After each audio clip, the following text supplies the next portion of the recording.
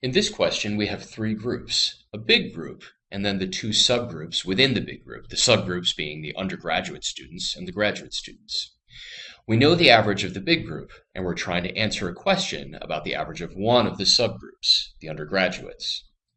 Let's turn to the data statements, evaluating them separately first, as always. Statement 1 tells us the average score of the graduate students. Analysis by cases works well here. In one case, consider the possibility that there are an equal number of grad students and undergrads.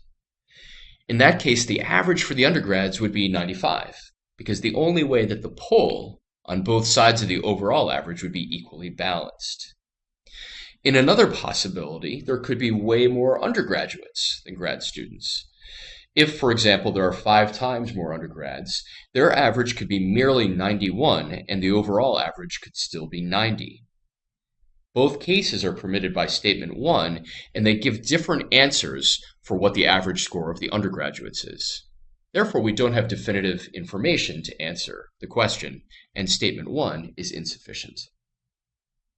Statement 2 is pretty clearly insufficient. Analysis by cases can dispel any doubts we might have. For all we know from Statement 2 alone, all the scores in this group might be exactly 90. In that case, the average of the undergrads would be 90. Or we could have some other sort of spread in which there are a small number of undergrads with quite high scores, for example. So Statement 2 is insufficient. When we combine the statements, we can make sense of it by starting with a limiting case. As we discussed above in the context of Statement 1, if the grad average is 85, and there are equally many grad students and undergrad students, then the undergrad average would have to be exactly 95. So the pull down from the overall average would balance the pull up.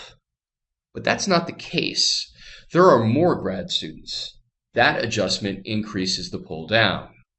To preserve the overall balance at 90, the undergrads, fewer in number, must have an average that's higher than 95. Therefore, the answer to the question posed must be yes, definitively. We have been given sufficient information. The correct answer is C.